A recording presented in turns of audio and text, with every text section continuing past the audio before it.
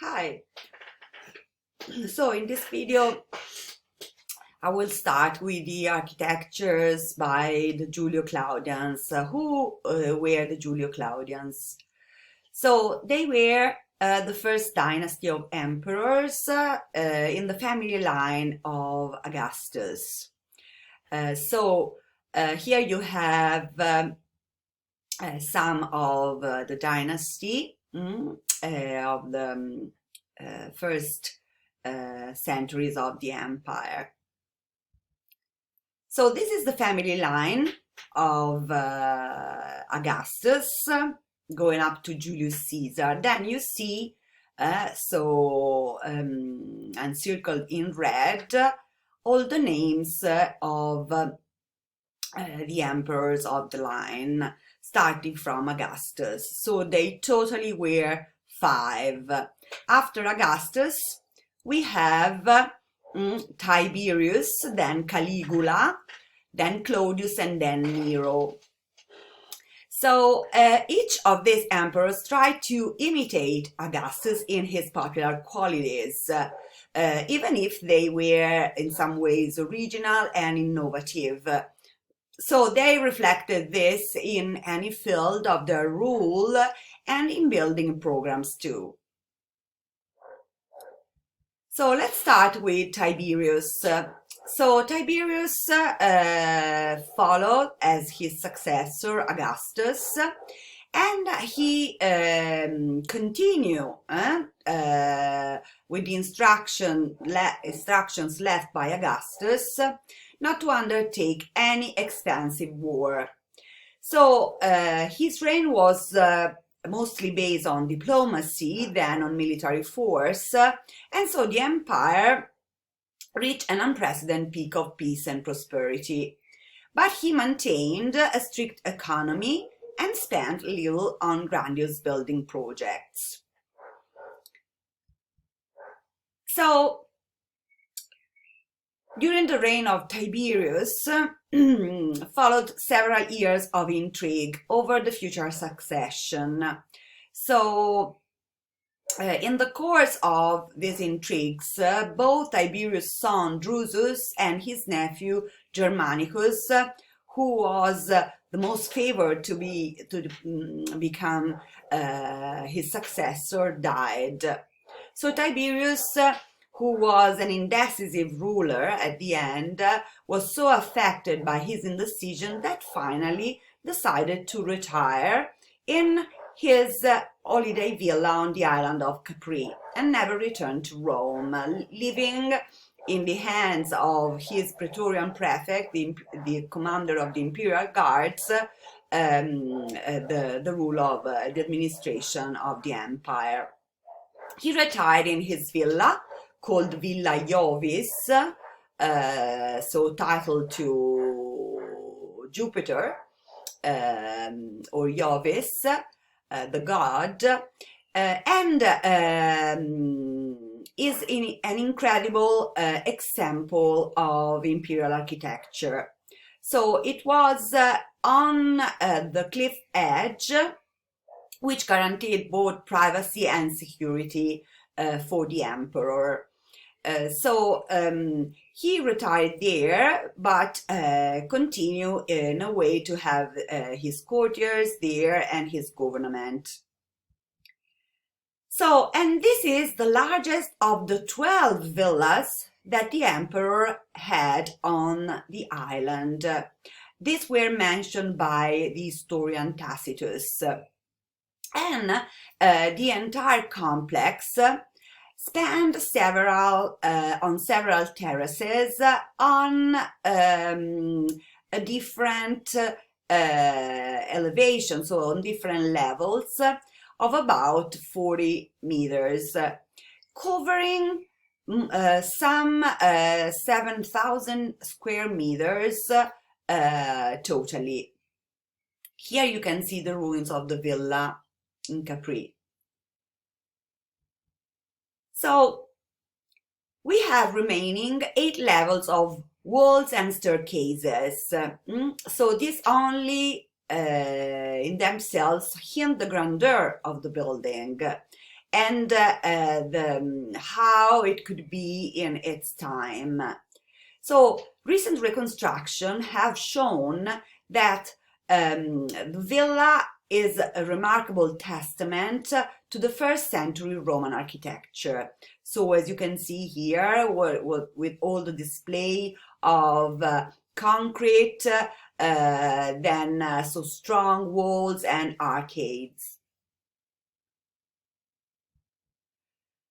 The north wing, so you see I have positioned the north in the map, contained the living quarters of the emperor. Then the south wing, so on the opposite side, was for administrative use. The east wing, so that on facing the inside of the island, was meant for receptions, and the west wing, open to the sea, featured an open wall hall called Ambulazio, which offers a scenic view towards Anacapri, so towards the sea and the other little island. So it's incredible because the island was on different levels, and because water was difficult to come by where the villa was built, Roman engineers constructed an intricate system for the collection of rainwater coming from the roof, and creating a large cistern that supplied the palace with fresh water. So south of the main building, there are remains of a watchtower that was used for quick telegraphic exchange of messages with the mainland, for example, by fire or smoke. So here you can see reconstruction of all the different levels. So the lower levels were for servants and for domestic use.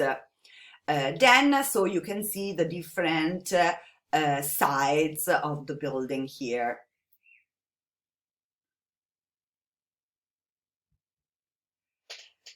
So we have seen a very different structure from others for the difficult situation where it has to be built.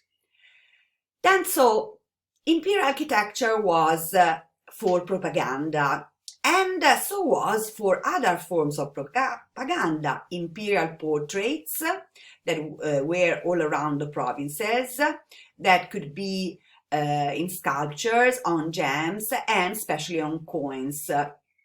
So these were the chief means of political propaganda in the Roman Empire.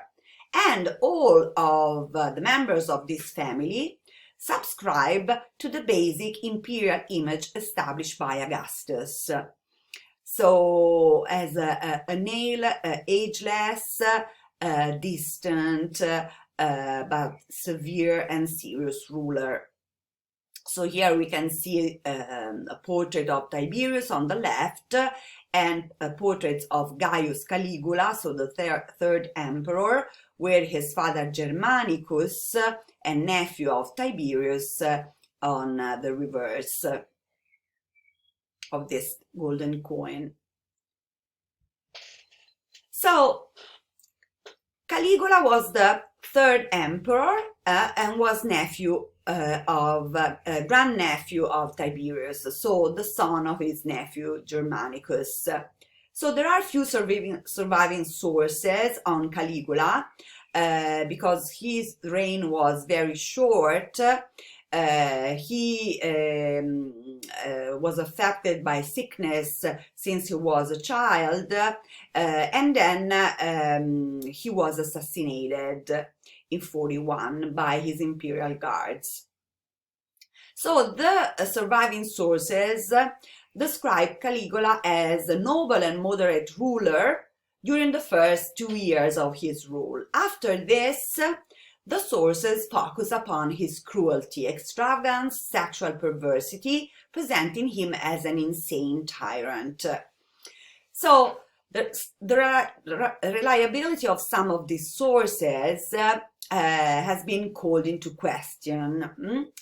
And it is known that during his brief reign, Caligula for sure worked to increase the unconstrained personal power of the emperor, even if we are not so sure about all said in the sources.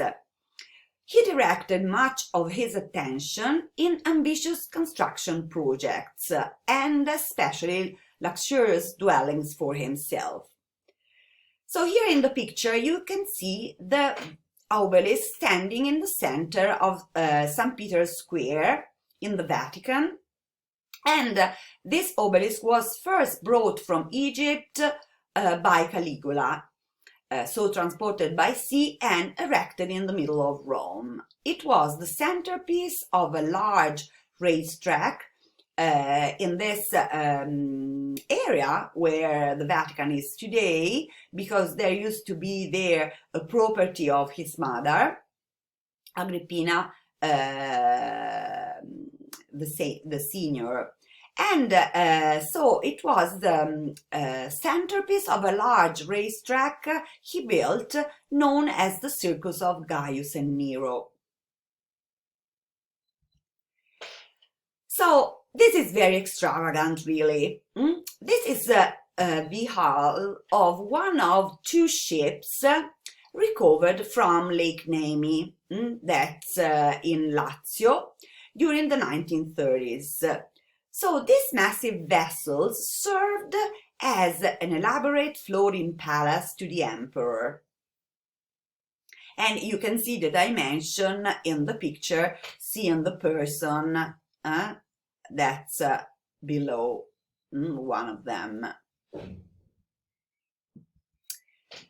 Then so in 39, Caligula performed another extravagant and spectacular building. This was to order a temporary floating bridge to be built using ships as pontoons, stretching over 2 miles across the Bay of Naples. This because he wanted to perform a spectacular stunt. So it was said that this bridge was to rival that of the famous Persian King Xerxes crossing the Hellespont in Asia. Caligula, could not swim, and then so proceeded to ride his favorite racehorse, Incitatus, across the bridge, wearing the breastplate of Alexander the Great. This act was in defiance of a prediction did by Tiberius Soothsayer, so saying that Caligula had no more chance of becoming emperor than of riding a horse across the Bay of Baie. And he did it, building this floating bridge. So, however, Caligula built important structures for the whole empire. For example, he began the construction of 2 new aqueducts in Rome, the Aqua Claudia and the Anio Novus. Pliny the Elder, the natural historian, considered them engineering marvels. Then Caligula needed to quell several riots and conspiracies in the eastern territory of the empire. So here we start to see that tensions were coming in the east, complicated by the spread there of Greek culture, so very different from the Latin Western culture, and then the diffusion of Roman law and the rights of the Jews, so the monotheism having roots in the Near East. Okay, so in the next part of this video, I'll talk about monuments built by the following emperors of this dynasty, Claudius and Nero.